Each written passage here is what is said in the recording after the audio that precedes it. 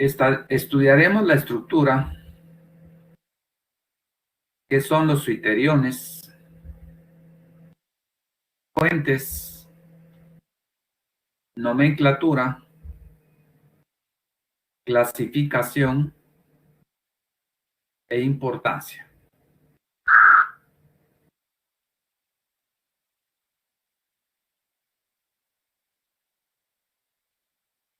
Los aminoácidos, pues realmente son de tremenda importancia, ya que son los bloques elementales de las proteínas.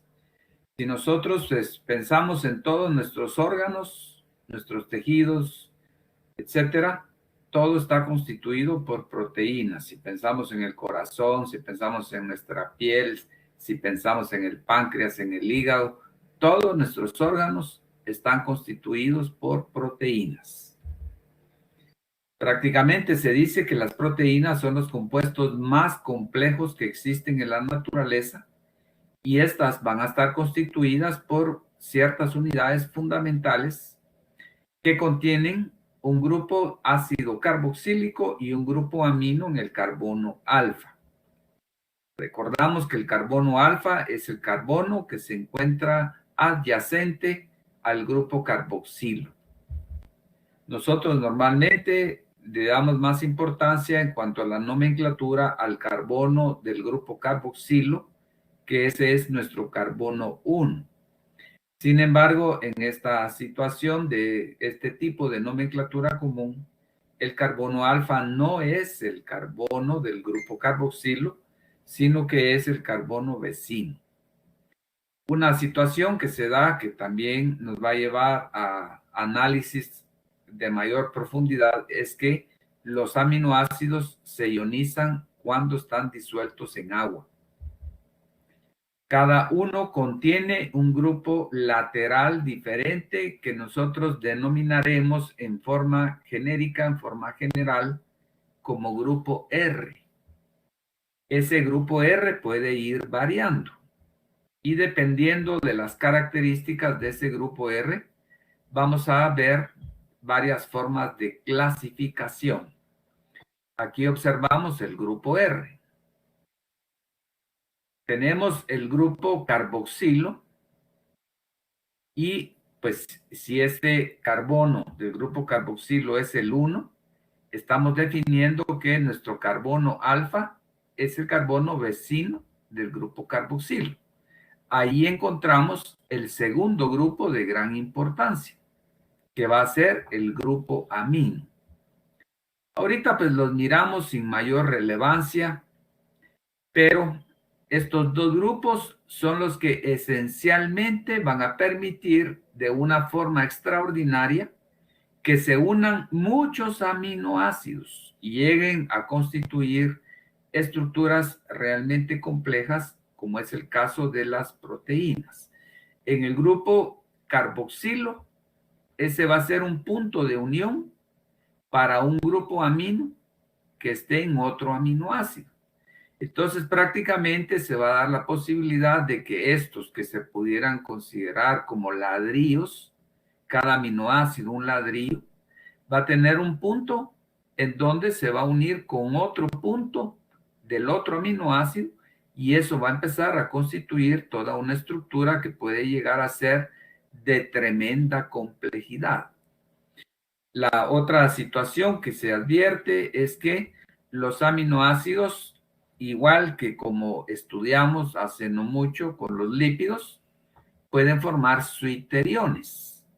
Aquí estamos observando esta estructura general en donde el grupo carboxilo, sabiendo que tiene el hidrógeno ácido, este hidrógeno que está acá es un hidrógeno ácido, deja sus electrones al oxígeno y por lo tanto esto adquiere una carga negativa. Y el grupo amino, ustedes se recuerdan que lo hemos definido muchísimas veces, es un grupo que tiene un nitrógeno con un par de electrones libres, como ustedes están observando acá.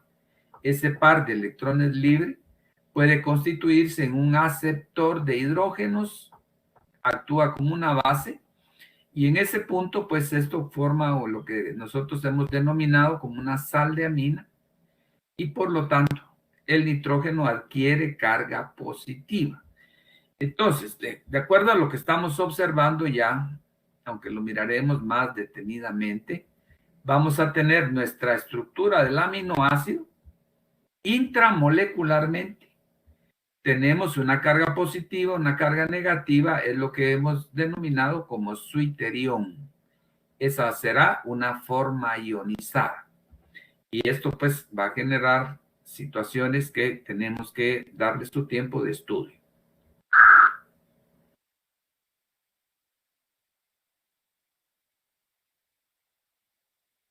Ejemplos de aminoácidos. Vamos observando el aminoácido más pequeñito, que el grupo R para él, pues no, realmente no es un grupo, sino que es un simple átomo de hidrógeno, lo más sencillo. Ese grupo R va a ir cambiando, quiere decir que este hidrógeno pues dejará de serlo y empezará a ver ahí otros grupos. Este aminoácido, que es el más sencillito, se llama glicina. Vamos a observar que estos nombres triviales son los nombres más utilizados. Esto pues también va a tener su nombre en el sistema de la Unión Internacional de Química Pura y Aplicada, pero por situaciones de simplificación se tiende a utilizar más estos nombres triviales. Vamos a ver el segundo aminoácido de ejemplo. Ya, entonces, el grupo R aquí está constituido por un grupo metilo. Y estamos escribiendo la estructura en forma de suiterión. Algunas veces pues, se puede escribir como suiterión o podría escribirse en forma neutra. Si se escribiese en forma neutra, tendríamos COOH acá en lugar del carboxilato y tendríamos NH2 de este otro lado. Ya nosotros pues tendremos que profundizar las circunstancias en las cuales esto puede estar como suiterión, podría tener una carga negativa o podría tener una carga positiva y varias situaciones que van a depender del pH al cual se encuentre el aminoácido. Ahorita de entrada, pues que empezamos a entender lo que son los aminoácidos, solo pues entendamos que podrían estar en forma de suiterión o podrían estar en forma neutra. O sea, están las dos tendencias de escribirlos de una manera o de otra.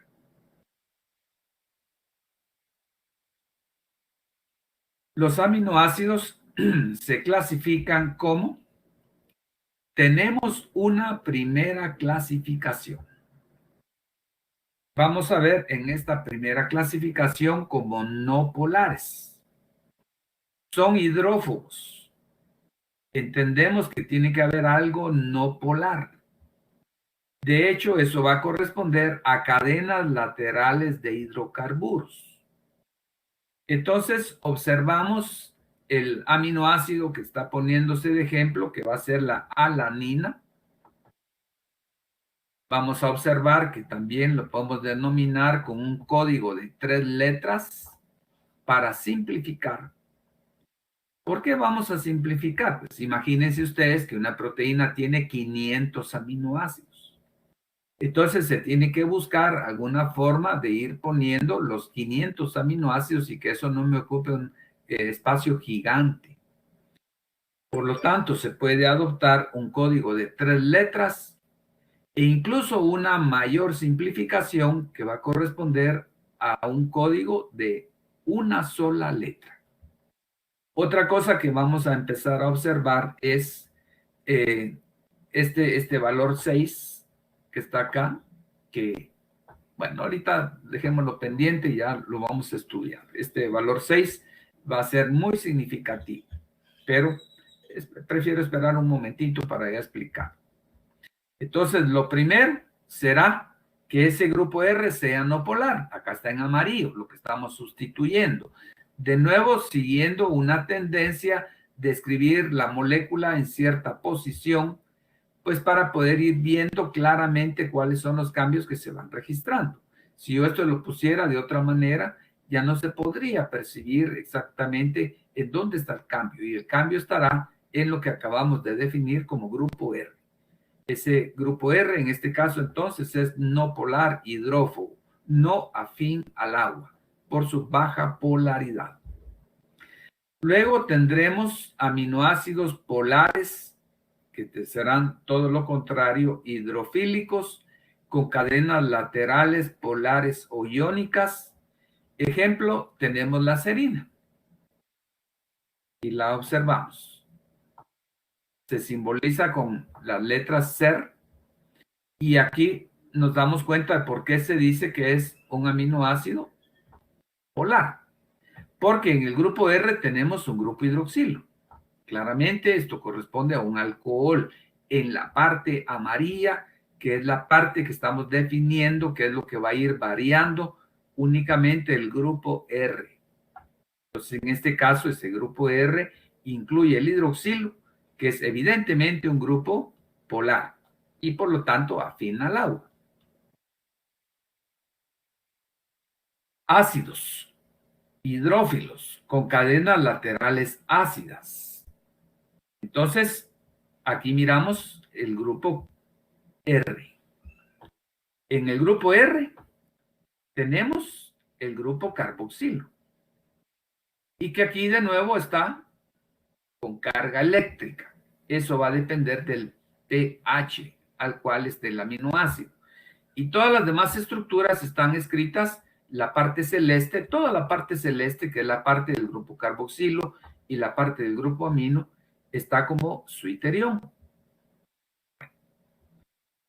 Luego tenemos los aminoácidos básicos, hidrófobos, con cadenas laterales en las cuales vamos a tener otro grupo amino.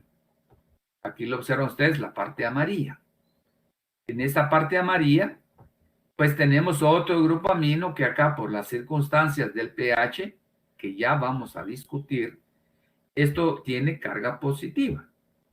Como originalmente tenía el grupo NH2, se considera básico, pues tiene las características de amina. Esta es una primera clasificación, pero ya luego tendremos otras variantes dentro de estas cadenas R, lo que digamos, va a ser necesario que tengamos una forma de clasificación que vaya más a fondo.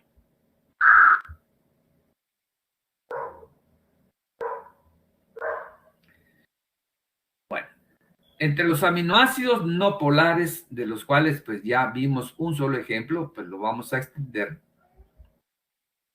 Un aminoácido es no polar cuando el grupo R es, aquí queda la definición. Y pues ustedes jóvenes, pues tendrán que hacer un esfuerzo de irse aprendiendo estas definiciones para tener claridad en cuanto a las diferentes situaciones. Se dice en esta clasificación que un aminoácido es no polar cuando el grupo R es hidrógeno, alquilo, aromático o tioéter. Todos pues van a ser grupos no polares, en el sentido que lo hemos estudiado desde que empezamos el estudio de la química orgánica. Entonces, pues vamos a tener los siguientes aminoácidos no polares. La glicina. Tenemos un hidrógeno. Ya dijimos que es el más sencillito. Vamos a ir observando su nombre y de una vez podemos ir adelantando cómo se escribe este nombre en un código de 3 letras. En donde observamos, yo aquí estoy siguiendo un dibujo, una gráfica que aparece en el libro de texto. El nombre aparece en el código de 3 letras derivado del inglés. Porque se trata de estandarizar todos estos nombres. Imagínense ustedes que en todos los idiomas hubiera ciertas variantes y entonces tuviéramos un montón de formas de poner lo mismo. Eso genera confusión. Entonces se trata de estandarizar y por eso se sigue en gran medida el inglés. Perdón, aquí me adelanté. Regresamos. El segundo que observamos, bueno, aquí ya me salté uno. Regresamos. Aquí estamos. El segundo que vamos a ver es la alanina y su código correspondiente, ALA, en donde el grupo R va a ser un grupo metilo, evidentemente no polar. La valina, Val, el grupo va a ser este grupo isopropilo. Luego vamos a tener la leucina, es un grupo isobutilo. Luego tenemos la isoleucina, es un grupo de 1, 2, 3, 4 carbonos, es un grupo sec-butilo. Luego tenemos la fenilalanina, un aromático con un CH2. Aquí observamos de nuevo que esto viene de las siglas en inglés, como otros que ya hay ahí. Luego tenemos la metionina, por la definición que tenemos arriba. Hidrógeno, grupo alquilo, aromático o éter. En este caso, esta tiene azufre. La prolina, que es estos 3 átomos de carbono que evidentemente son no polares, y el triptófano, que tiene pues este sistema aromático que se considera como no polar y está dentro de esta clasificación. Entonces son aminoácidos no polares.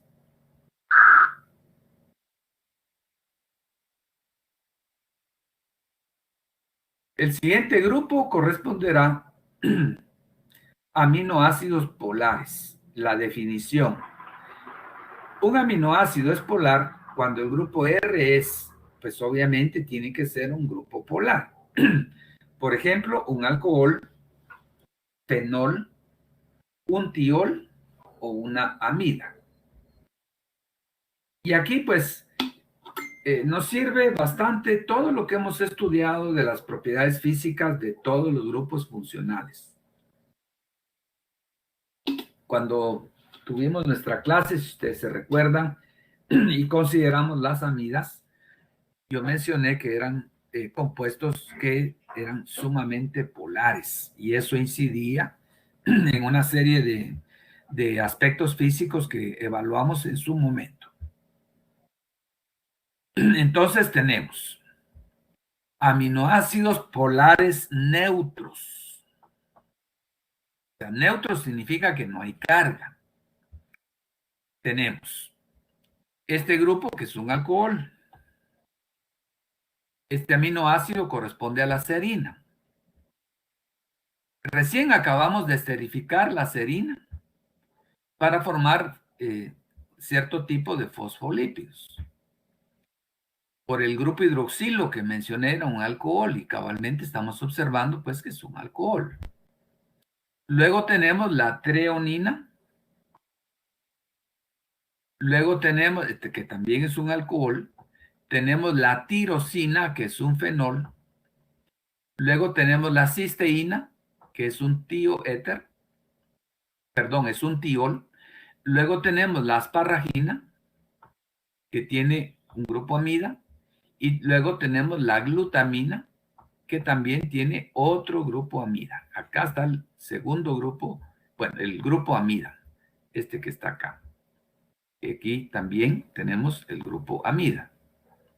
Ambas son amidas.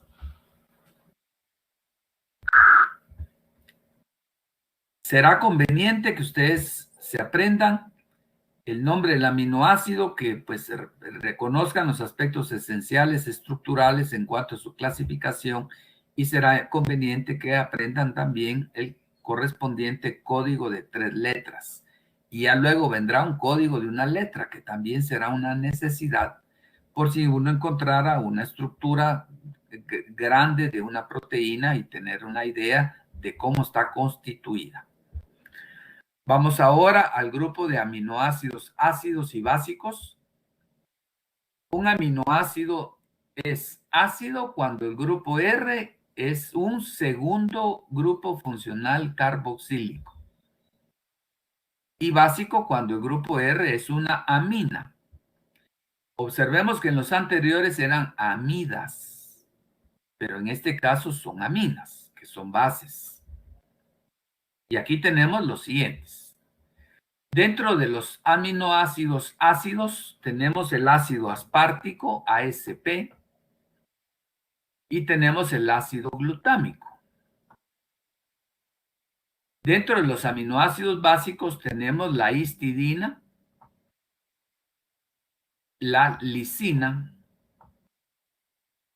Ahí en azul estamos observando el nitrógeno básico y tenemos la arginina.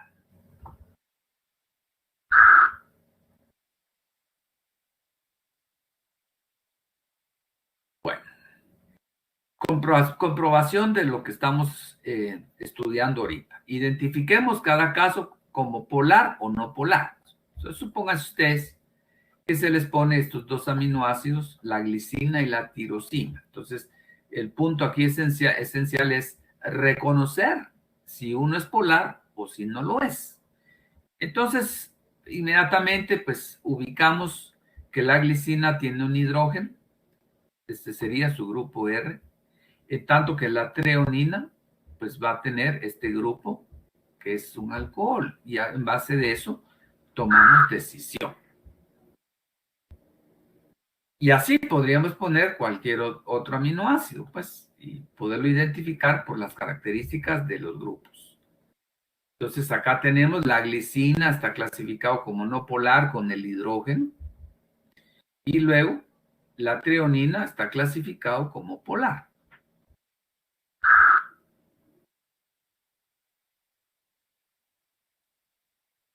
Bueno, vamos a la situación de los suiteriones.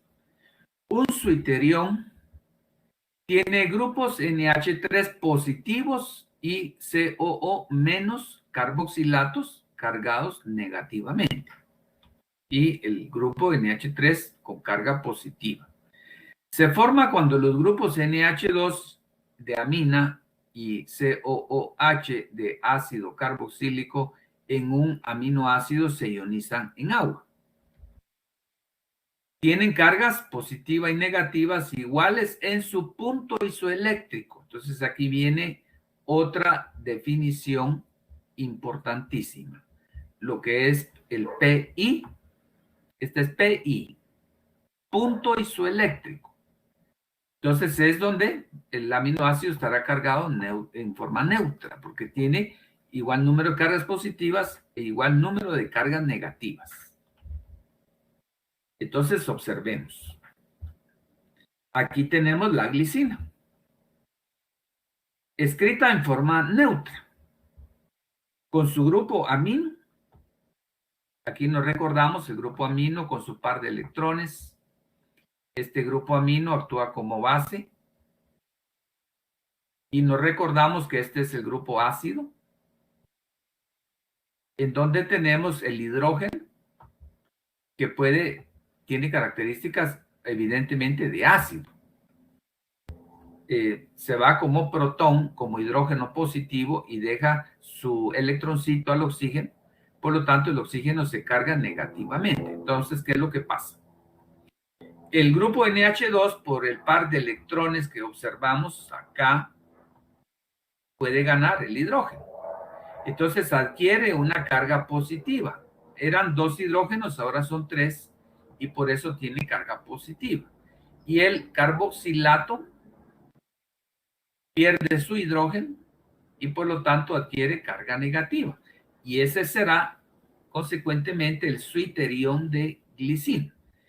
Quiere decir que esto puede existir como suiterión en el punto isoeléctrico. Tiene cargas iguales. En este caso, no siempre va a ser así, porque los aminoácidos ácidos y los aminoácidos básicos tienen un segundo grupo que puede ser positivo o negativo, y eso pues va a generarnos ciertas situaciones que la vamos a estudiar. Entonces, esto se va a dar la situación del suiterión en un pH determinado, que era el valor que dije me voy a abstener y se los voy a dar ya un poquito más adelante. Cuando aparecían todas las estructuras, aparecía un valor de pH. En disoluciones más básicas que el punto isoeléctrico, bueno, entonces dice que aquí esto es una cosa que genera un poquito de confusión, que vamos a hacer un esfuerzo de entender. Bueno, vamos a decir que este aminoácido, que es el más pequeñito de todos, está ahorita a un pH y por lo tanto a un valor de pH. En ese pH alcanza su punto isoeléctrico. La carga va a ser de 0 y por lo tanto existe como suiterión con carga positiva y carga negativa. Una carga positiva y una carga negativa. Es eléctricamente neutro en su punto isoeléctrico. ¿Está bien? Su punto isoeléctrico. Bueno, ahora estamos definiendo en soluciones más básicas que el punto isoeléctrico. A un pH, que va a ser el punto isoeléctrico, la glicina tiene la estructura de suiterión. Pero nosotros vamos a ver ahora que tendremos el aminoácido que estaba en su punto isoeléctrico como suiterión cuando el pH es mayor, es decir, la solución es más básica. Mayor significa mayor de 7, que va hacia 14, que es más básica. Es que estamos agregando hidroxilos base a la solución para hacerla más básica, lo que está definido arriba. Soluciones más básicas que el punto isoeléctrico. Y lo vamos a ver específicamente. El caso de la glicina. Vamos a retroceder un poquito a donde estaba la estructura de la glicina. Vamos a ver exactamente cuál era el punto isoeléctrico.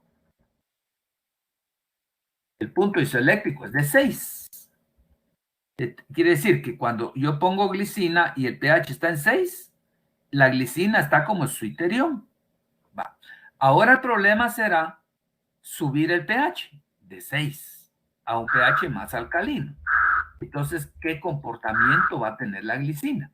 Eso es lo que estamos estudiando o pretendemos entender ahorita. Entonces, adelantamos de nuevo y nos venimos para acá. Entonces, fíjense. Agregando medio básico. Cuando yo agrego el medio básico, ¿quién va a reaccionar? Yo ahorita, por necesidad, voy a borrar todo lo que escribí para que ustedes se den cuenta de lo siguiente. Entonces, ahora, ¿qué es lo que va a suceder?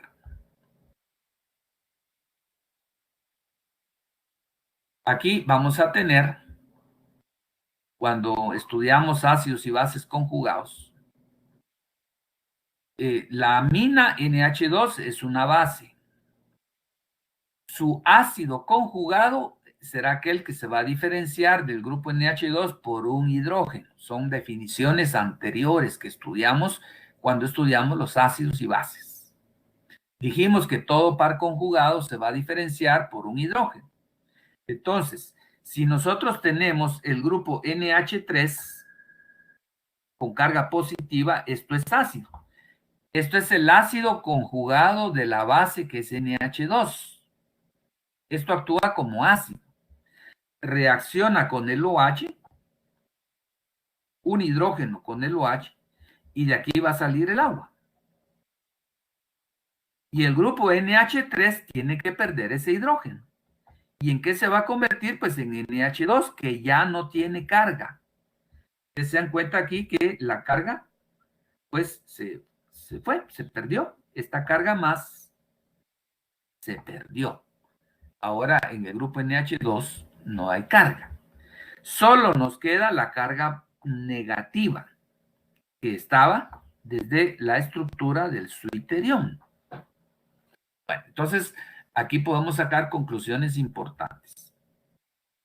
Si nosotros tenemos esto es casi de apuntarlo, por favor. Si nosotros tenemos un aminoácido en su punto isoeléctrico con una carga igual a 0, si se mete ese aminoácido en un medio más básico, va a quedar con carga negativa.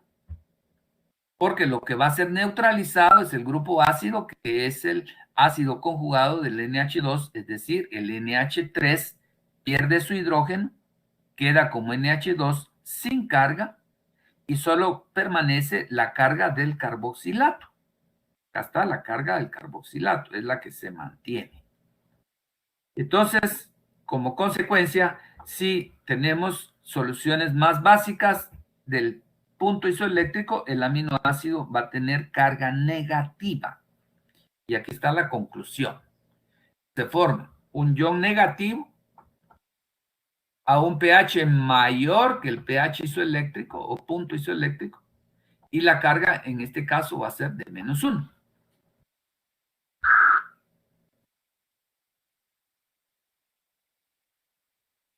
Vamos ahora que los aminoácidos actúan como bases en disoluciones más ácidas. Ahora vamos a ir a lo contrario que el punto isoeléctrico. Por ejemplo, en el caso del aminoácido que acabamos de ver, su punto isoeléctrico de 6, entonces vamos a bajar el pH, que sea menor que 6. En este caso, partimos de nuevo en el punto isoeléctrico, el pH es neutro. Perdón, el punto isoeléctrico al valor de 6 tiene carga 0. Y el aminoácido, pues, tiene una carga positiva y una carga negativa, quiere decir que es neutro. Este es el suiterión. Pero ahora vamos a agregar H+. Esto es ácido. Y el carboxilato es base. ¿Por qué es base? Porque es la base conjugada del ácido, que es el ácido carboxílico. El ácido carboxílico es COOH, ácido. Su base conjugada es el carboxilato CO-. Es la base conjugada que reacciona con el H+ para formar COOH. Ahí está, miren, COOH. Se perdió la carga negativa. Esta carga negativa que está acá. Perdió. Y por lo tanto ahora solo me queda una carga positiva. Quiere decir que si nosotros tenemos el suiterión, que ya vimos que su punto isoeléctrico es a un pH de 6, que tiene carga de 0, si nosotros bajamos el pH, el aminoácido va a existir como ion positivo, debido a la carga sobre el nitrógeno. A pHs menores que el punto isoeléctrico, su carga va a ser, en este caso, de +1. En el caso anterior, a soluciones básicas, su carga iba a ser de -1. Ahora es de +1. Y con todas las justificaciones a nivel estructural, toda la aplicación prácticamente, la teoría ácido-base, para poder entender cómo va la situación de cargas. Pero al final es fácil. El aminoácido es neutro y en esa neutralidad tendrá el NH3+, que es ácido, y el CO-, que es base. Entonces el ácido reaccionará con base y la base reaccionará con ácido. Eso es todo, pues.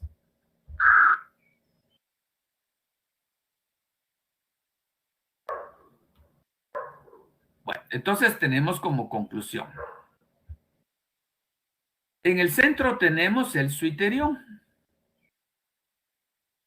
Carga neutra, positiva, negativa, a un pH isoeléctrico determinado.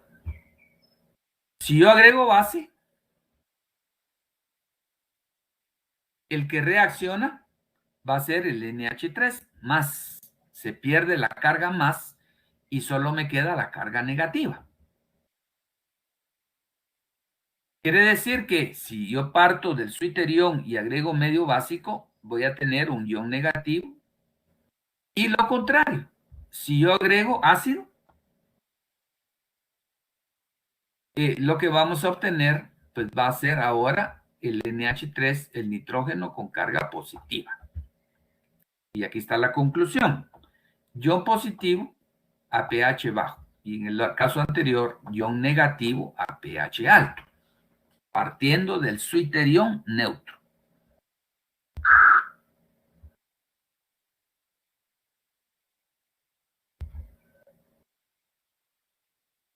entonces tenemos la forma de sal interna en el punto isoeléctrico, la carga es 0. Ya pues vamos a tener una situación de cambio de cargas, carga positiva. Y luego vamos a tener, esta es la forma catiónica a valores de pH inferiores al punto isoeléctrico, carga positiva. Y pues la otra posibilidad sería forma aniónica a valores de pH superiores al punto isoeléctrico, es decir, que estoy alcalinizando, haciendo más básica la solución. Ahí, de acuerdo a todo lo que acabamos de ver, la carga será negativa.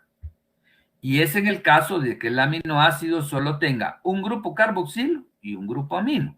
Pero ya luego puede venir una situación en la que tenga dos grupos carboxilos o dos grupos aminos. Entonces, la situación se va a complicar.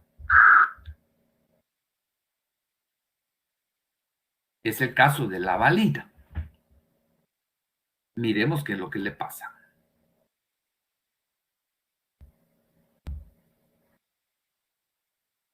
Aquí aparece la estructura de la valina. Y la estructura de la valina está acá en 3 dimensiones. ¿Sí? Con su grupo R, que es parte alinfática, tiene 3 estructuras posibles. A pH de 1 tiene una carga de +1, a un pH de 7 tiene carga de 0 y a un pH de 13 tiene carga -1. Va a tener 3 estructuras posibles. Cargamos acá la valina. Ahí está. A pH de 1, carga de +1, debida al nitrógeno. A pH de 7 tiene carga 0, porque tiene una carga positiva y una carga negativa. Y a pH de 13 va a tener carga de -1, debido al carboxilato. La cosa aquí se complicó, porque tenemos pues prácticamente una situación más compleja en cuanto a la estructura. Tenemos el grupo carboxilo, tenemos el grupo amino y las 3 situaciones. A pH de 7, su carga de 0. Si yo acidifico o si alcalinizo, y entonces vamos a tener a carga de +1 a pH de 1 y carga de -1 a pH de 13. Entonces la cosa se complica, porque la carga que va a tener el aminoácido realmente va a depender de la estructura, de qué hay en la estructura. En este caso, tenemos un grupo carboxilo y un grupo amino. Yo que estaba creyendo que era otro ejemplo que les voy a poner que tenía 2 grupos, pero no. En este caso hay un grupo carboxilo y un grupo amino, y entonces vamos a tener 3 posibilidades estructurales: carga positiva, carga 0 o carga negativa. En este que tiene únicamente un grupo carboxilo y un grupo amino.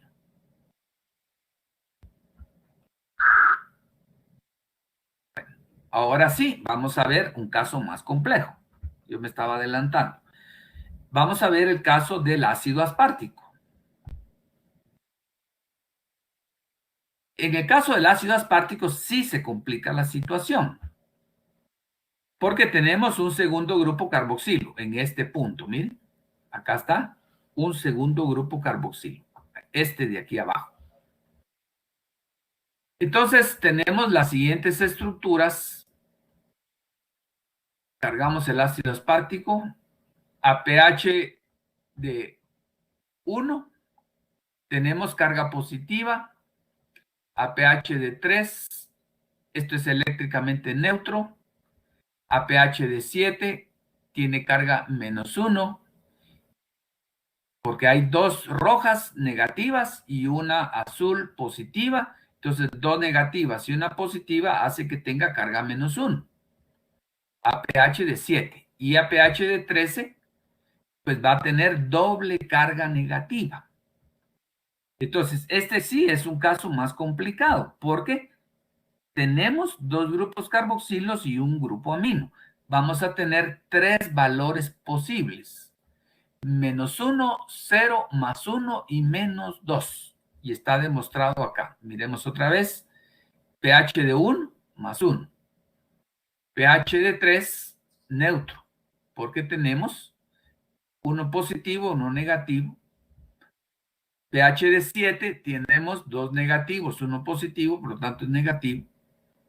Y a pH de 13 tenemos -2, dos negativos y ni uno positivo. Entonces es un juego de situaciones dependiendo de el pH al que se encuentre el aminoácido. Este fue el caso de un aminoácido con un grupo carboxilo más, que tiene dos carboxilos y un amino. Ahora vamos al caso en el que haya dos grupos amino. Por ejemplo, la lisina. De nuevo, otra situación excepcional, porque lo normal es que tenga un grupo carboxilo y un grupo amino. Observemos lo que va a pasar. Aquí está la estructura. Son varias estructuras de resonancia.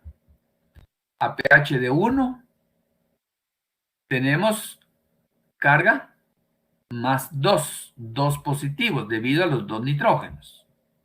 A un pH de 7 tenemos una carga positiva, porque hay dos positivos y uno solo negativo. A pH de 9.5, esto va a ser eléctricamente neutro. Una carga positiva y una carga negativa. Y a pH de 13, tenemos que va a tener carga negativa. Entonces, esto tiene una serie de cargas. Porque la estructura tiene dos grupos aminos, dos pelotitas azules, dos grupos amino y solo un grupo carboxilo. Entonces, tenemos todo ese juego, toda esa serie de posibilidades estructurales de acuerdo al pH en el que se encuentre. Y el pH isoeléctrico será cuando sea neutro.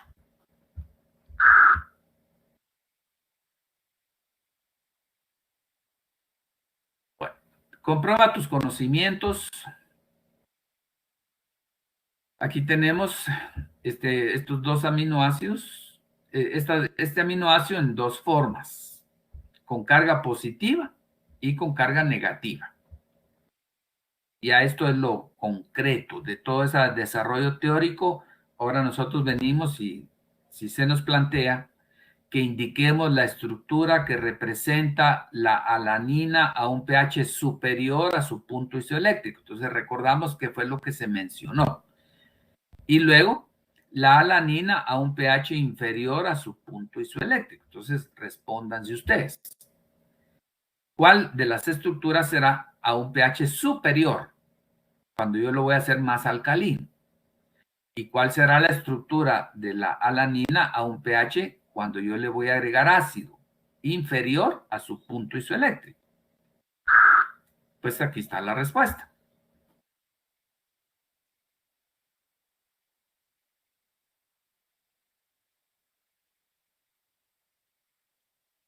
Entonces, la alanina a un pH superior a su punto isoeléctrico tiene que ser la estructura 2. Y la alanina a un pH inferior a su punto isoeléctrico tiene que ser la estructura 1. Este es un caso ya concreto que pues tienen que entender plenamente. Bueno, y ustedes dirán, ¿y qué con todo esto? Supongan ustedes que yo estoy investigando la estructura de una proteína. La proteína se puede hidrolizar porque todos los enlaces, ya miraremos, son tipo amida. Yo una amida la puedo hidrolizar, como se hidroliza un éster. Una amida igual, se rompen los enlaces tipo amida y se van a liberar de la estructura de la proteína todos los aminoácidos que tenga. El punto será cómo los voy a identificar. Y una posibilidad es a través de la utilización de corriente eléctrica para separar estos aminoácidos de acuerdo a su carga, la que acabamos de estudiar, que va a depender del pH al cual se encuentre la solución. Los aminoácidos de carga positiva se van a mover hacia el electrodo negativo. Quiere decir que voy a meter dos electrodos, aplico corriente eléctrica, un electrodo sea negativo y el otro electrodo será positivo.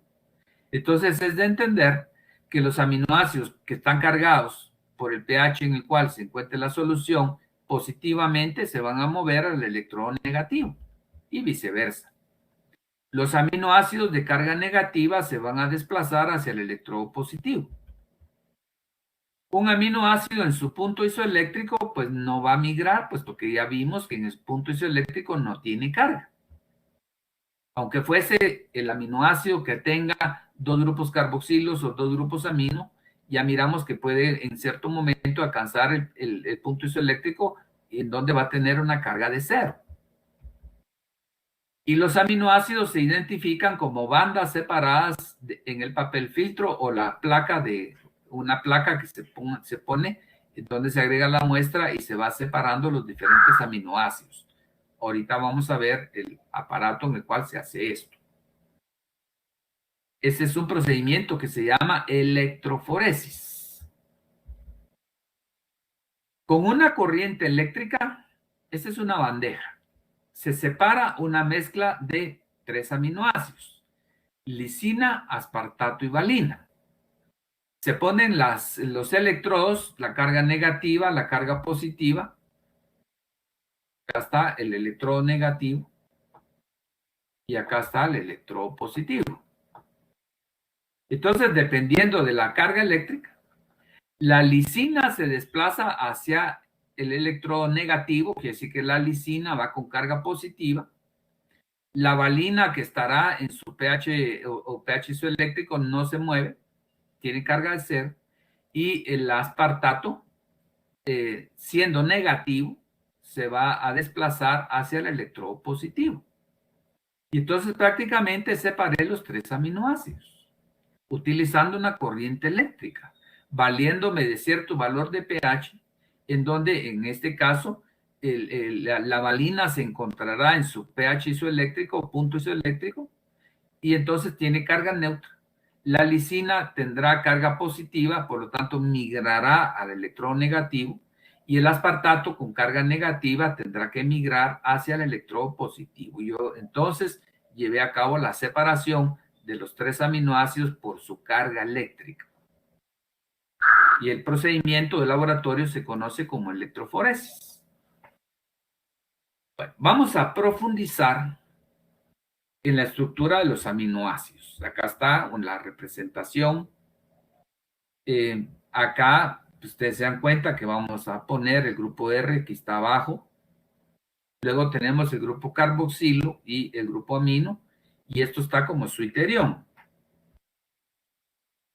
Entonces tenemos un grupo amino protonado y tenemos un grupo carboxilo disociado, formando el carboxilato. Es decir, globalmente está como su iterión. Y este que va a corresponder al carbono alfa, en donde vamos a encontrar el grupo amino. Y también ahí tendremos el grupo R. Este grupo R que será la cadena lateral, que puede ir variando desde hidrógeno hasta otros grupos, como ya lo vimos. Solo que ahora vamos a profundizar en cuanto a ese grupo R. Bueno, aquí hay otra situación. Los aminoácidos son quirales.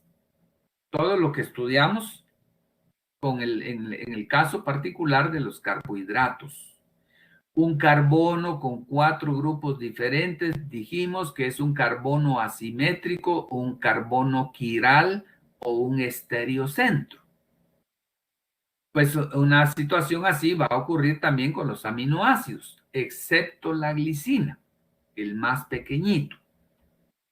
Entonces, los aminoácidos tienen proyecciones de Fischer, que son estereoisómeros, todo lo que hicimos en el caso de los carbohidratos. Son L los únicos aminoácidos usados en proteínas. En los carbohidratos se recuerda la serie D. En el caso de la estructura de Fischer, analizamos siempre el penúltimo átomo de carbono y mirábamos ahí, evaluábamos si el hidroxilo estaba hacia la derecha o hacia la izquierda en esta estructura de Fischer, pero ya en su momento yo les hice ver que eso no era solo de poner la estructura y repetir como loritos, sino que eso tenía toda una implicación tridimensional. Aquí haremos algo similar. Estas serán las proyecciones de Fischer de los aminoácidos. Ponemos el grupo más oxidado hacia arriba, que es el grupo carboxilo. Luego tenemos el carbono alfa, ahí va el grupo amino. Y luego tendremos el radical R, que ahora está puesto para abajo, por conveniencia, para poder entender lo que vamos a estudiar ahorita, de la situación de la estereoisomería en los aminoácidos. Entonces, observamos. El primero es la L-alanina. El grupo amino queda del lado izquierdo. Si hubiese quedado del lado derecho, pues sería D-alanina. Luego tenemos la D-alanina, la L-cisteína y la D-cisteína. Y fíjense que esto se vuelve también aquí de tremenda importancia, porque las proteínas se van a ir constituyendo por aminoácidos de la serie L. A diferencia de los carbohidratos, que era preferencialmente sobre los aminoácidos de la serie D, D dextro, L levo, dextro derecho, L levo izquierdo. Son aminoácidos izquierdos. Y también vamos observando en el caso de la alanina y en el caso de la cisteína que este carbono es un carbono asimétrico. ¿Sí? Porque tiene 4 grupos diferentes. Este grupo 1 podría ser, que sé yo, grupo 2, este es un grupo 3 diferente y este es un grupo 4. Por lo tanto, hay enantiómeros, uno de la serie L y otro de la serie D,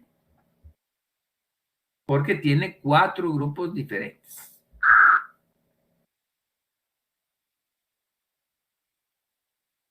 Entonces está la situación de la L-alanina y luego tenemos el comparado con el L-gliceraldehído. Lo mismísimo que hicimos con los carbohidratos. El L-gliceraldehído tiene el hidroxilo del lado izquierdo, del carbono 2. Este es el carbono 1, este es el carbono 2 y abajo tenemos el carbono 3. Entonces, en este caso, haciendo una similitud al gliceraldehído, el amino me quedó del lado izquierdo. Por lo tanto, es la L-alanina, comparada con el L-gliceraldehído. Y aquí tenemos la estructura. Decíamos que para poder tener derecho de decir que es L-alanina, ponemos el grupo más oxidado en la parte superior, que es el grupo carboxilo. Luego ponemos los grupos que quedan acá en el carbono 2, estos, miran ustedes que su enlace es tipo cuña. Ahí decíamos que estos enlaces tipo cuña vienen hacia el frente. Y luego tenemos el enlace vertical que va hacia adentro. Bajo esas circunstancias, cuando nosotros tomamos la molécula y le damos vuelta y la ubicamos, bajo esas circunstancias tenemos derecho de ver hacia dónde quedó el grupo amino. Si queda del lado izquierdo, pues es de la serie L, y si queda del lado derecho, pues será lo contrario. Por lo tanto, aquí está la alanina del lado izquierdo y el gliceraldehído del lado derecho. El gliceraldehído tiene acá el hidroxilo del lado izquierdo y la alanina, el grupo NH2 del lado izquierdo. Por lo tanto, es la L-alanina. Y aquí lo miramos. Los grupos no sé si lo logran distinguir. Estos grupos van hacia adentro, los verticales hacia adentro, y los horizontales vienen hacia afuera. Este y este otro vienen hacia afuera. Cuando yo hago eso, sí, solo sí, hago esto, tengo derecho de ver de qué lado quedó el grupo amino. No es solo de ponerlo ahí y a repetir como loro. Eso tiene una implicación desde el punto de vista espacial.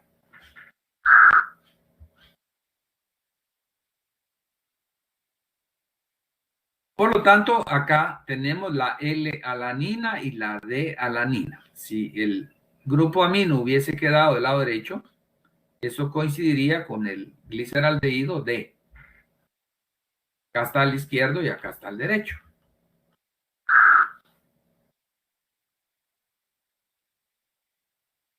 Bueno, de acuerdo a esto, entonces tendremos la L-treonina. Aquí ya no vamos a ver el penúltimo átomo de carbono, sino que lo que vamos a ver es el carbono alfa. Esto se va a diferenciar de los carbohidratos.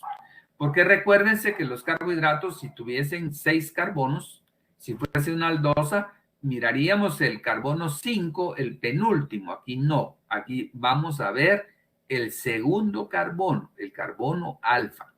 Y ahí evaluaremos, ya poniendo la estructura de Fischer, si el amino está al lado izquierdo o si está al lado derecho.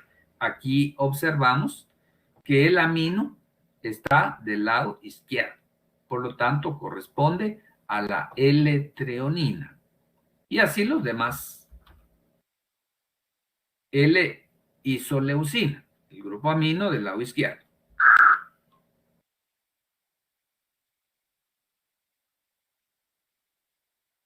Aminoácidos alifáticos, su característica fundamental es la hidrofobicidad de la cadena lateral, con excepción de la glicina, que tiene un hidrógeno.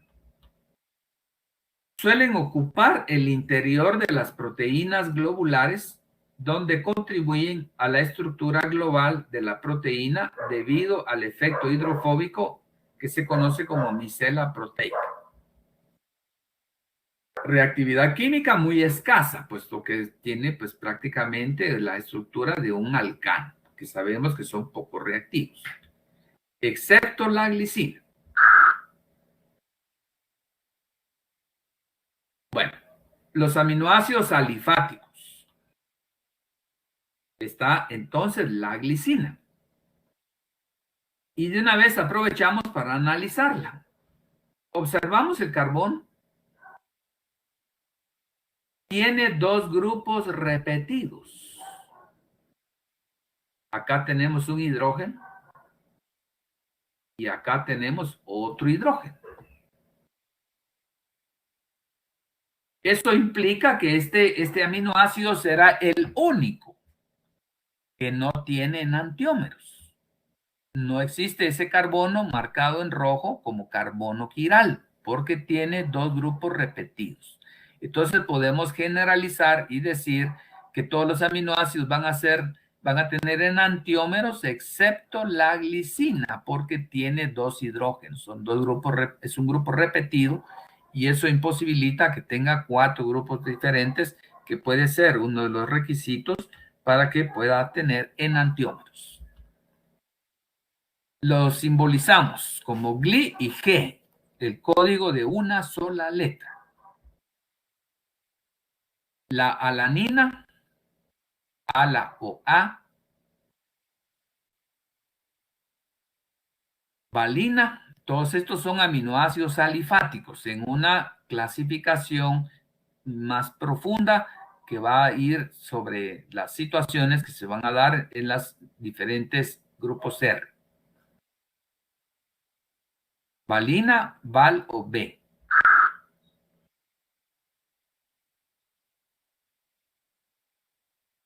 Leucina, Leu o L. Isoleucina, ILE o I. Alifáticos. Ahora vamos a los aromáticos. Fenilalanina, ahí está evidentemente el grupo aromático. Luego tenemos la tirosina, fenol. Y también tenemos esto que tiene un sistema aromático más complejo, que es el caso del triptófano. Y que además, el caso de la tirosina, observamos que su letra va a ser la Y. Y en el triptófano es la W.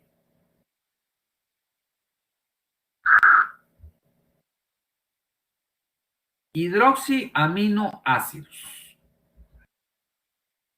porque tiene en el grupo R un grupo hidroxilo. Lo que decíamos que era aminoácido polar en la otra definición. Esta es la serina, la treonina. También tiene la treonina un grupo hidroxilo. Esta es otra clasificación de mayor profundidad.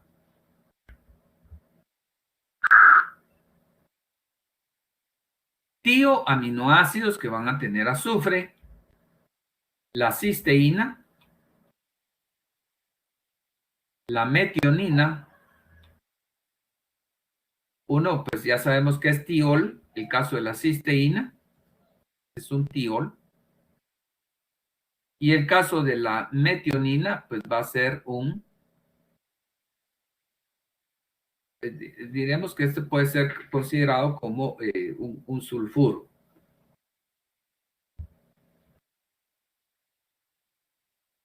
O puede ser considerado como un tioéter.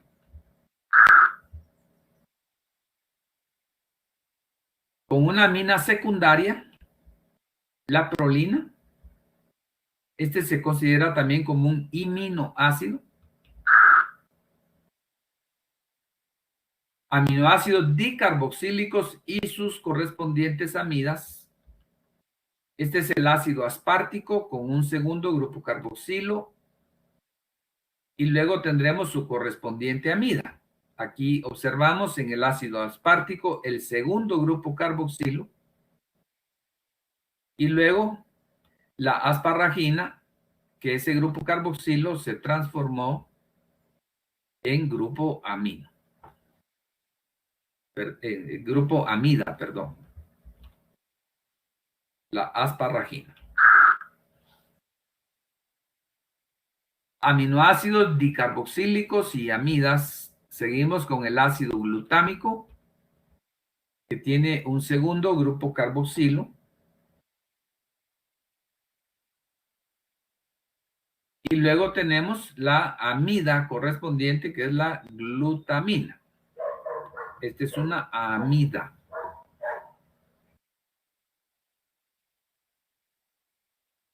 Y también observamos el código de una letra. Acá E y acá Q.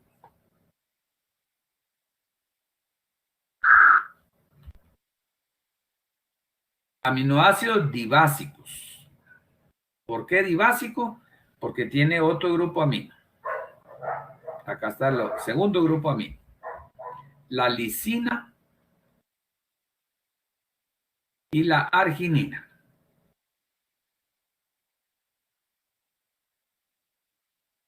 Y la histidina.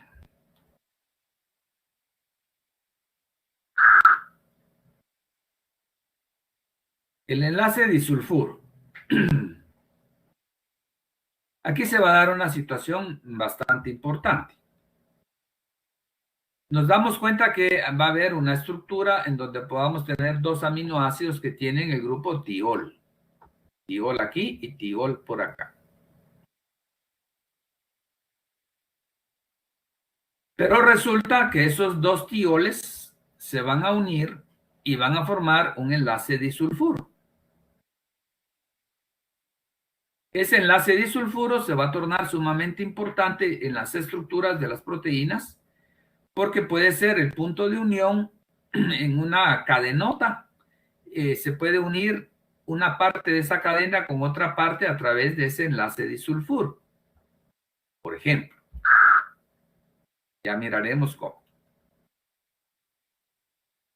Entonces aquí tenemos la cisteína, que es claramente el tiol.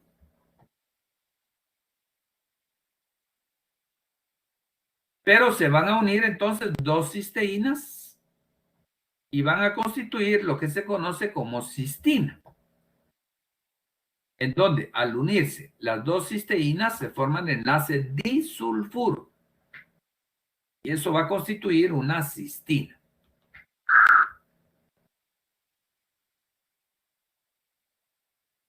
Bueno, entonces aquí está el punto, miren. Aquí está lo que era tiol, esto era tiol en otro punto, pero luego se unieron y esto le empieza a dar a la proteína o este polipéptido una estructura tridimensional en particular. Y esto ya es un adelanto. La actividad biológica de las proteínas en gran medida se debe a la estructura tridimensional, es decir, la forma espacial que éstas adopten. Quiere decir que esto, supongan ustedes que yo tengo un cincho. El cincho, digamos, pues es una cosa larga, pero en cierto momento eso empieza a, digamos, que a tener dobleces, puntos de unión, y entonces el cincho ya no es una cosa larga, sino que va a tener una forma en particular, y debido a esa forma, es que ese cincho, por ejemplo, si eso fuera una proteína, debido a esa forma va a poseer cierta actividad biológica.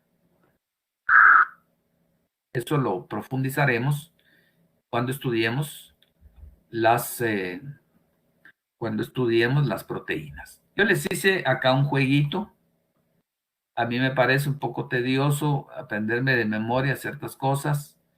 Entonces dije yo, para que ustedes quieren aprender jugando, les hice acá, por ejemplo, aquí cuál es el código del aspartato.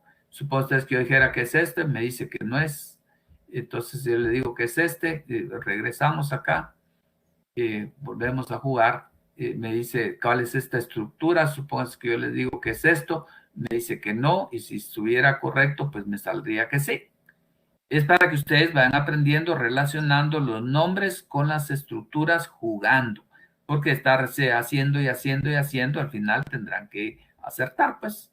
Entonces, es un jueguito que les hice.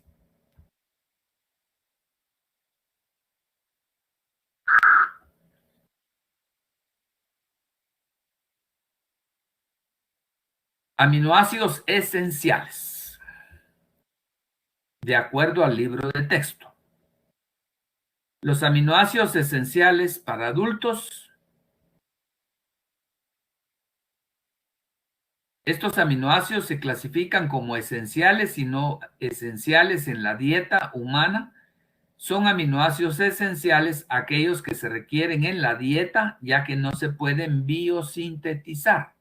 Yo tengo que comerlos de alguna manera. Los bebés y niños en crecimiento también necesitan arginina, cisteína y tirosina.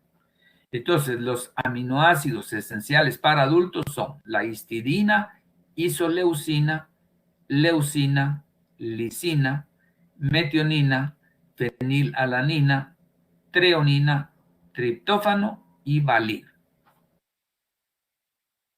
Y vuelvo a repetir, son estos que están en esta lista, que son 1, 2, 3, 4, 5, 6, 7, 1, 2, 3, 4, 5, 6, 7, 8, 9, son aquellos que yo necesito comerlos en mi dieta porque mi cuerpo no los puede hacer.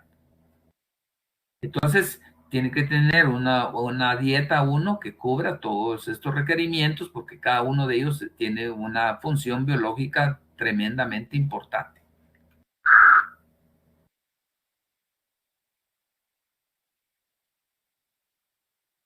Bueno, ahora se va a abrir otra situación muy especial. La formación de dipéptidos. ¿Qué es lo que vamos a tener acá? Pues vamos a tener la unión de un aminoácido con otro. Por situaciones de pH, pues se acostumbra en gran medida a poner los aminoácidos como suiteriones, pero podría estar en forma neutra. En forma neutra sabemos que este nitrógeno puede atacar al carbono carboxílico del el nitrógeno alfa del aminoácido derecho, ataca al carbono carboxílico del aminoácido izquierdo. Entonces se va a formar esto que está señalado con un cuadrito amarillo, que es una amida, que nosotros vamos a identificar como enlace peptídico. Es cabalmente la unión del nitrógeno con el grupo carboxilo. Una característica de esto es que es plano y eso va a incidir en la situación de la estructura tridimensional de la proteína. Y hemos mencionado que eso le vamos a dar tremendo énfasis, porque pues dependiendo de esta estructura tridimensional será su actividad biológica. Hemos combinado en este caso dos aminoácidos, que es la glicina con la alanina, y hemos formado lo que ahorita, a partir de aquí, denominaremos como un dipéptido. Es una combinación de dos aminoácidos. La forma de nombrarlo será glicil, el aminoácido izquierdo terminado en il, y luego alanina. Una forma de simbolizarlo más sencillo será gliala. Y por cada par de aminoácidos que se unen, se va a liberar una molécula de agua. ¿De dónde va a venir el agua? Pues tiene que venir, estando esto en neutro, es NH2, de la combinación y aquí sería OH, de este hidrógeno con este OH, de un hidrógeno del grupo amino con el OH. O sea que, si lo miramos, los voy a poner, tendríamos acá el grupo carboxilo en forma neutra. Aquí está como su iterión, por lo que hemos mencionado. Acá tenemos el grupo OH. Esto va a reaccionar con el grupo amino de la posición alfa del aminoácido. Este sería NH2. Y acá seguiría R, que no me importa ahorita. Entonces, el grupo amino tiene su par de electrones. Ese ataca al carbono. Y uno de los hidrógenos se une con este grupo hidroxilo para formar el H2O con uno de los hidrógenos. Y esto va a producir la amida. Tal vez me quedó un poquito feo. Lo voy a poner un poquito más elegante. Vale la pena para que les quede claro. Vamos a ponerlo en negro y luego vamos a poner colores. Entonces, fíjense, pues. Vamos a tener acá el ácido.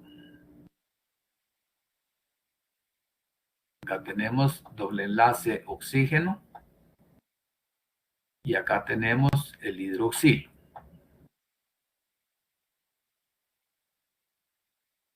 Luego, esto más el grupo amino del otro aminoácido es el amino en alfa. Lo voy a separar acá mejor para que miren bien claro. Vamos a poner un hidrógeno para arriba. Sí, y un hidrógeno para abajo. Es NH2, ¿ah? El grupo amino en posición alfa. Y acá sigue el aminoácido, que no me importa ahorita. Este nitrógeno tiene un par de electrones. Entonces, ¿qué pasa?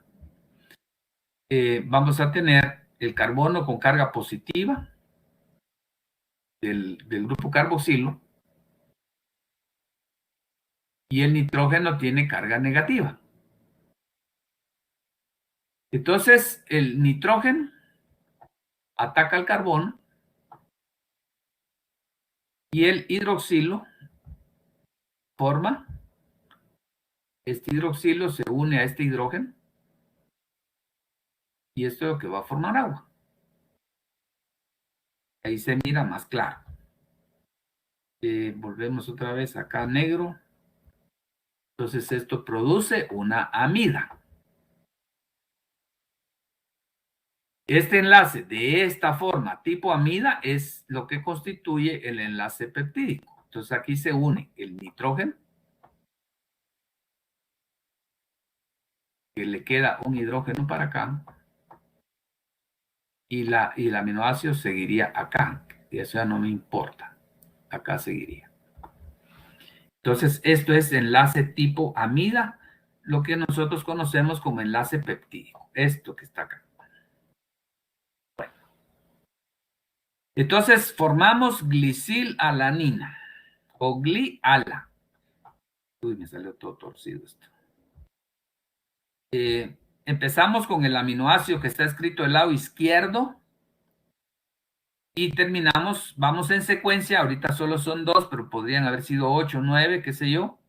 Empezaríamos por el lado izquierdo y terminaríamos el lado derecho. Todos terminados en il, excepto el último que ya le damos el nombre del aminoácido. El aminoácido izquierdo es la glicina, entonces decimos glisil. Si hubiera tenido alanina, alanil, y si hubiera terminado en valina, entonces terminaría en valina. Entonces todos los primeros terminados en il y el último, el nombre del aminoácido. Y así esto puede seguir, pues, y juntarse, qué sé yo, 500 aminoácidos.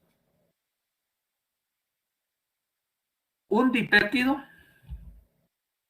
se nombra a partir de la amina libre con un sufijo il.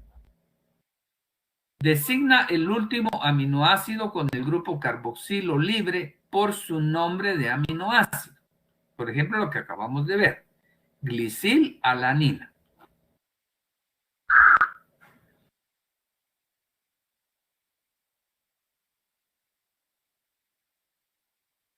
Bueno, aquí vamos a ver algo interesante.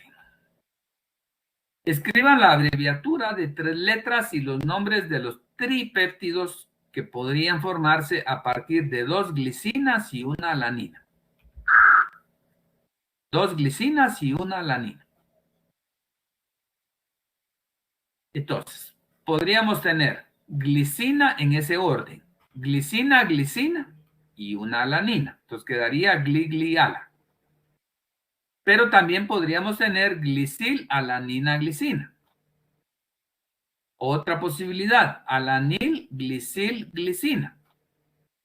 Entonces estamos viendo que 2 aminoácidos repetidos y uno diferente ya nos dan 3 estructuras posibles. Ahora se los dejo ahorita nada más como una inquietud.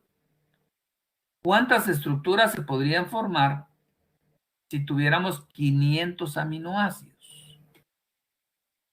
Eso nos va a abrir una situación extraordinaria de una proteína con 500 aminoácidos que pudo haber tenido una cantidad inimaginable de estructuras y que una sola de ellas va a ser sintetizada en el organismo y nos va a servir para algo.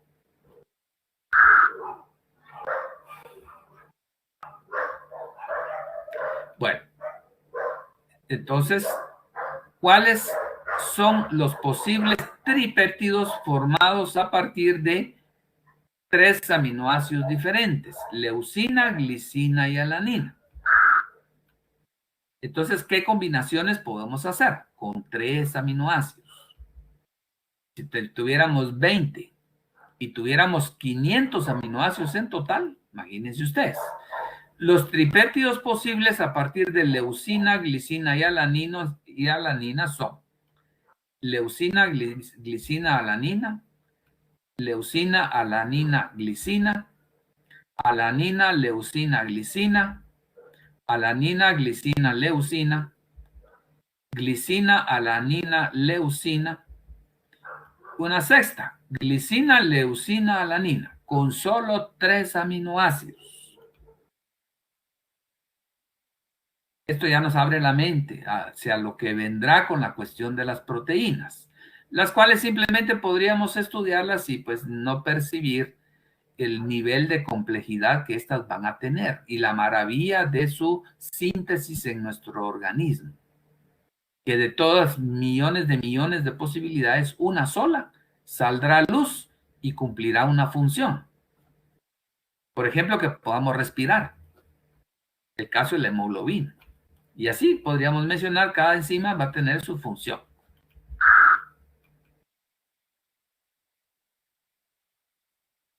Bueno, entonces acá tendremos la combinación de 3 aminoácidos.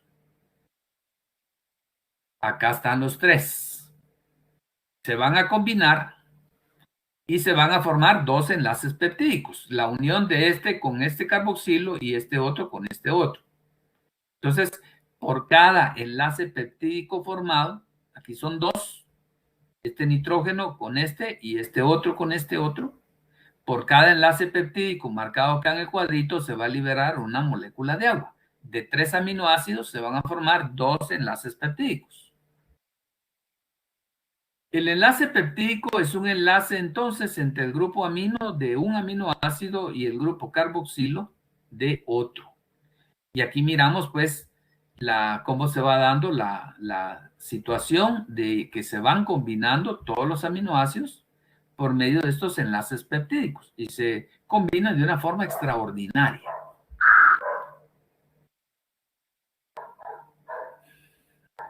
Bueno, entonces en la estructura que se va a ir constituyendo, vamos a asumir cierta situación. El primer aminoácido, escribimos su grupo carboxilo hacia la derecha.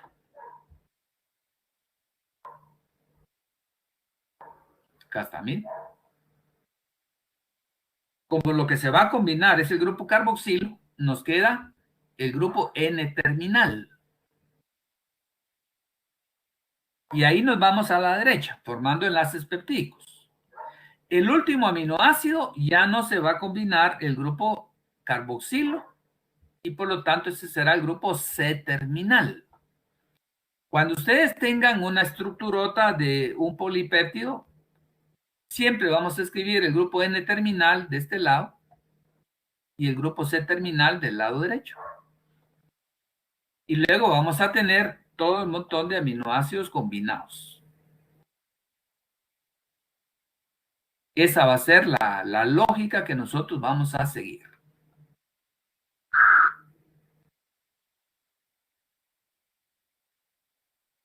Bueno, otra situación.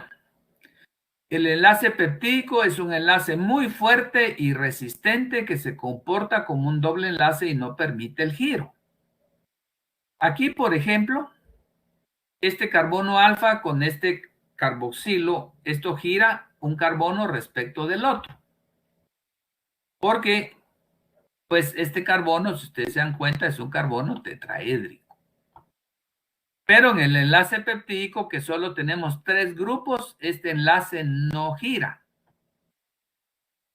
Este también gira. Pero el enlace peptídico no. Eso va a irle dando ciertas características a el polipéptido.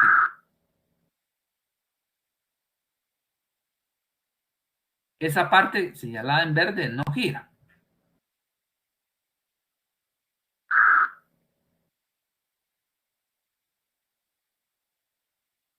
Vamos a ver cómo se da esta situación tridimensionalmente. Yo les hice aquí un simulador que va a tener una mayor utilidad cuando estemos estudiando las proteínas. La parte propiamente del enlace peptídico es esta que está acá. Vamos a observar su resonancia, una cosa que se da.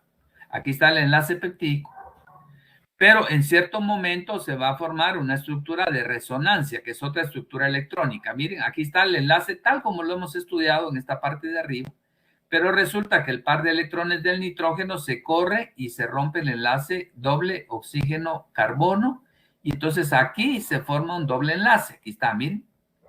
Eso hace entonces que esto no permita que gire. Miren, acá se forma esta estructura, lo volvemos a ver.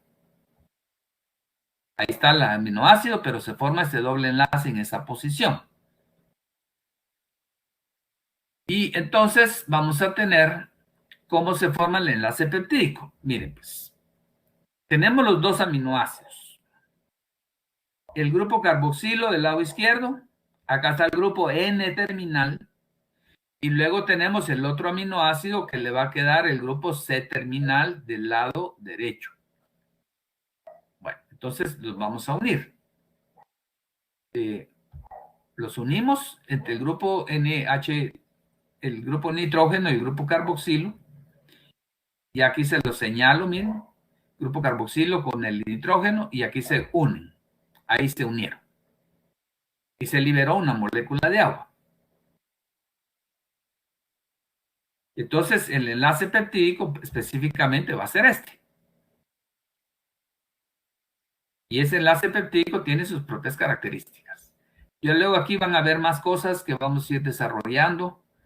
Cómo se va constituyendo un péptido de 9 aminoácidos, por ejemplo, un nonapéptido.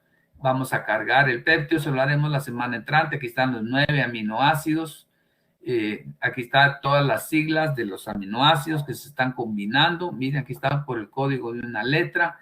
La estructura va a ser toda esta que está acá. y aquí vamos a ir uniendo aminoácido por aminoácido. Entonces acá, por ejemplo, el grupo C terminal está aquí arriba, miren. El grupo N terminal está aquí abajo. Perdón, aquí grupo C y N terminal ya están indicados los dos. Lo que pasa es que el otro queda escondidito, no se mira. Pero eso lo vamos a ir viendo en la clase siguiente. Aquí está en amarillo el grupo C terminal y aquí abajo está el grupo N terminal. Entonces, eso lo vamos a ir estudiando y cómo se van a ir constituyendo las diferentes estructuras de un montón de aminoácidos. Bueno, pero tal vez sí miraremos algunas otras cositas todavía. Ahí. Bueno. Si nosotros tuviésemos 2 aminoácidos, este es un dipéptido. Si tuviéramos 3, tripéptido. De 4 a 10 es un oligopéptido. De 10 a 100 es un polipéptido. Y más de 100 es una proteína. Les hago la advertencia que hay diferentes opiniones. Hay quienes aminoácidos de 10 a 100, por ejemplo, el que tenga 51, por ejemplo, ya se podría considerar como una proteína. Es cuestiones de criterio.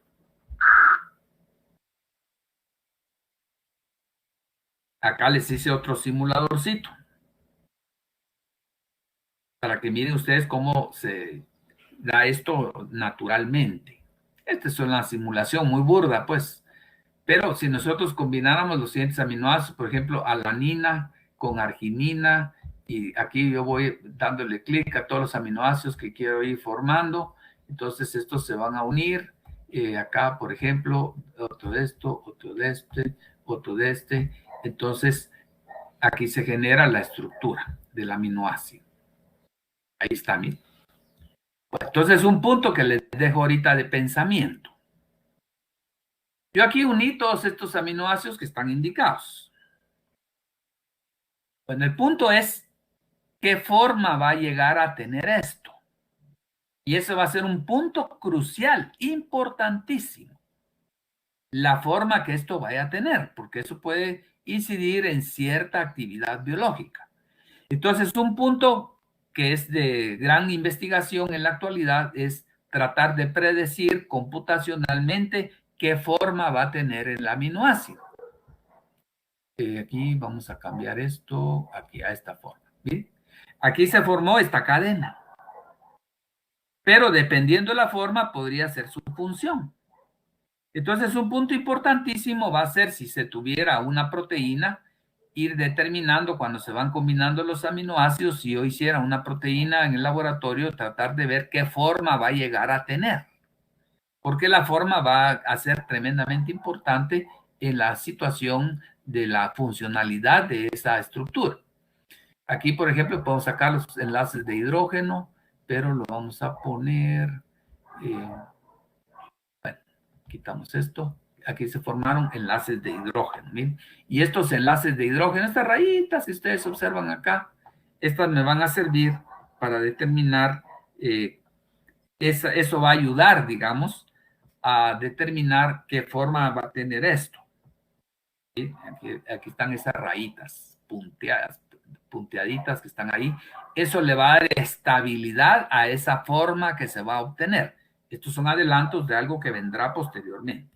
Yo en este generador se dan solo condiciones muy sencillas, pues, pero para ya empezar a tener una idea es que estos aminoácidos se van a combinar y al irse combinando y ya sean muchos, eso puede llegar a ser una proteína. Entonces, un punto importante será determinar qué forma va a tener eso, porque así podría ser su funcionalidad. Esa es la idea que yo pretendo que ustedes tomen de esto.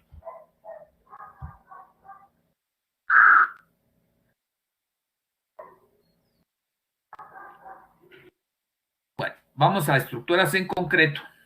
El glutatión es un tripéptido no proteico constituido por solo 3 aminoácidos. Eso ya va a tener una funcionalidad biológica: la cisteína, el glutamato y la glicina, identificados por diferentes colores en la estructura. Contiene un enlace peptídico inusual. Entre el grupo amino de la cisteína y el grupo carboxilo, que no es el grupo carboxilo normal, sino que de la cadena lateral del ácido glutámico. El grupo normal sería este que está acá, miren. Pero aquí hay una situación anormal. Este sería el grupo carboxilo. Es que lo que se está uniendo acá es el carboxilo lateral, de la cadena lateral, con el grupo amino de la cisteína. Entonces, esta unión aquí no es lo normal. Eso es lo que se está mencionando ahí. Es el principal antioxidante de las células y ayuda a protegerlas de especies activas del oxígeno, como el caso de los radicales libres y peróxidos, que pues causan tremendo daño a nivel celular. Solo 3 aminoácidos, y eso ya tiene una función biológica, y cada aminoácido en particular también la tiene. Una segunda será la insulina. Está hecha de 2 secuencias de aminoácidos. Miren acá cómo se escribe. Vamos a tener 2 cadenas. Una cadena A que tiene 21 aminoácidos y una cadena B que tiene 30 aminoácidos.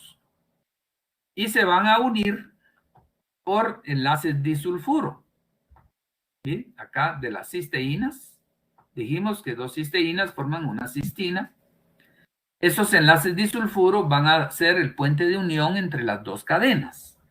Una cosa es esta estructura tal como la miramos acá, y otra cosa va a ser ya verla en 3 dimensiones. Miren, aquí tenemos otro punto de unión de la misma cadena.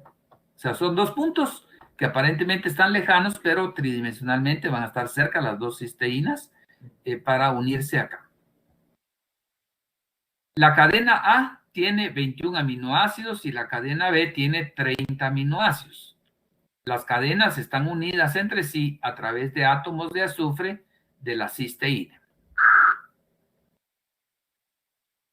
Así nos quedaría la estructura tridimensional, las 2 cadenas. Yo les hice acá computacionalmente esto porque esto nos lleva a una dimensión totalmente diferente. Ya el ir observando cómo va la estructura. Entonces observamos. Cargamos la insulina. Ahí está toda la insulina, miren. Se sigue toda la secuencia que es la cadena principal por donde pasan todos los enlaces peptídicos y luego van quedando las colitas, los grupos R, que aquí los puse en líneas más pequeñitas, más delgadas. Entonces, girémosla para verla.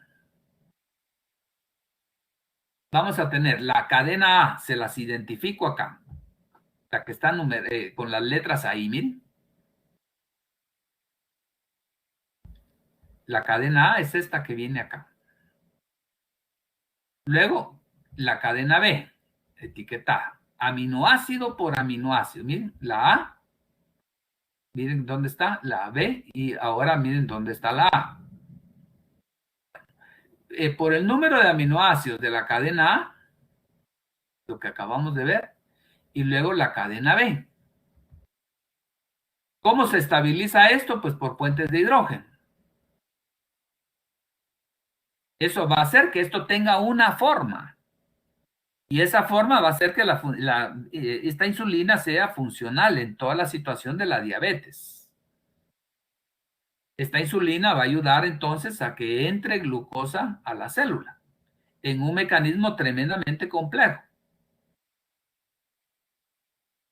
La insulina va a ayudar a que se abra en cierto momento cierta región de la célula que permita el paso de glucosa, pero a través de un mecanismo sumamente complejo.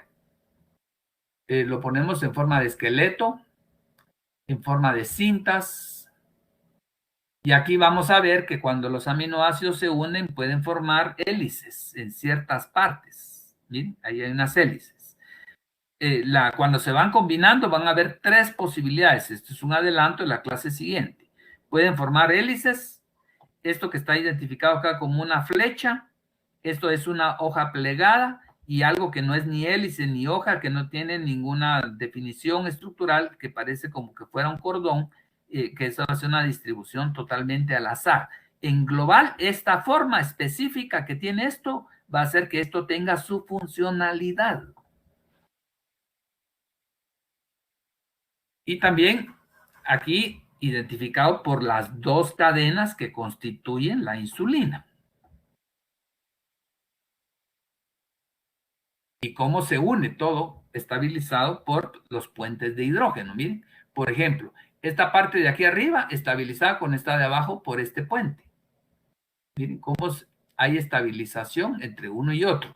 Por ejemplo, esta cosa que es un cordón aquí con esta hoja plegada de abajo, aquí tiene su puente de hidrógeno, acá hay otro puente de hidrógeno, y todo así. Bueno.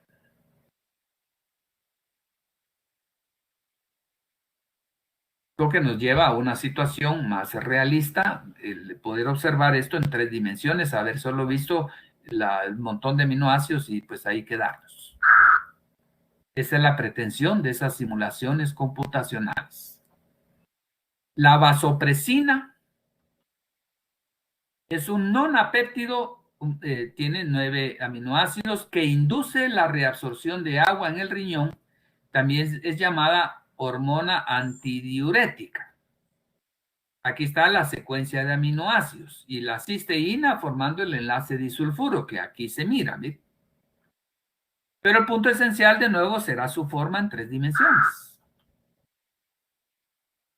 Esta va a ser la forma que va a adoptar. Es una imagen, pues, pero lo podemos ver en 3 dimensiones propiamente. La oxitocina. La oxitocina es un péptido de 9 aminoácidos también. Es un nonapéptido.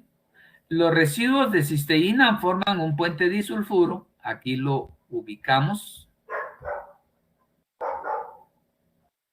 Aquí está, miren.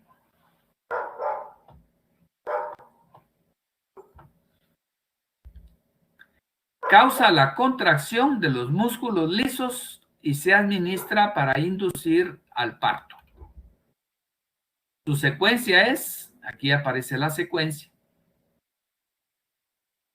y con el correspondiente enlace disulfuro entre las dos cisteínas. Es la oxitocina. Su estructura tridimensional. Solo pasaremos a ver la estructura tridimensional.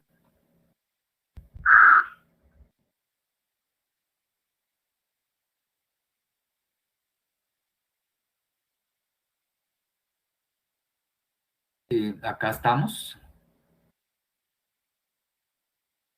Esta es la insulina, la vasopresina. Aquí está la vasopresina. Cargamos la vasopresina. Aquí la cosa se va complicando. Esto está formando parte de un complejo entre tripsina y vasopresina. Aquí está, aislé solo la vasopresina. Pero esto es un complejo biológicamente importante. Miren que se vuelve una cosa tremendamente complicada. Aquí está solo la vasopresina.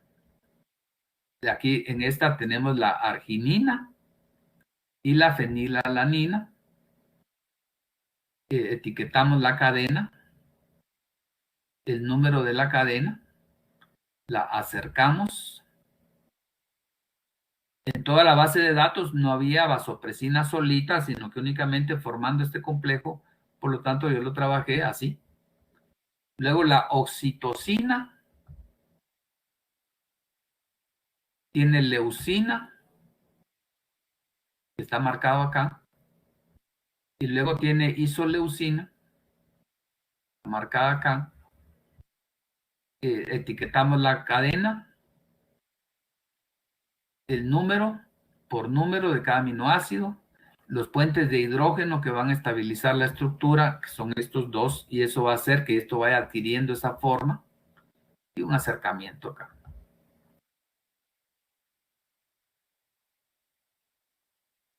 Muy bien. Esto es un adelanto de la clase de la semana pasada.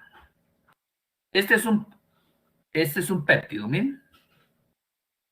El punto crucial es qué forma va a llegar a tener esto en 3 dimensiones. Y para todo esto se ha utilizado la ciencia computacional. Yo aquí me atreví a hacer un plegamiento, por ejemplo. ¿Sí? Una posibilidad de qué se podría formar a partir de esta cadenota. Al darse el plegamiento, se obtendría esto. Acá una hélice, otra hélice, luego tendríamos acá esta que son flechas, son hojas plegadas. Entonces un punto crucial sería tratar de predecir, si yo tengo tales aminoácidos, tratar de predecir qué forma va a llegar a tener esto. Y esto podría tener varias formas. Por ejemplo, esto, ¿bien? Esto, tener una forma de gancho. Por ejemplo, cuando se pliega, llegar a tener esto. Y estas son cosas que vamos a ver la semana entrante. Bueno, este es un adelanto del próximo episodio. Entonces, con esto daríamos por concluido ya formalmente la clase.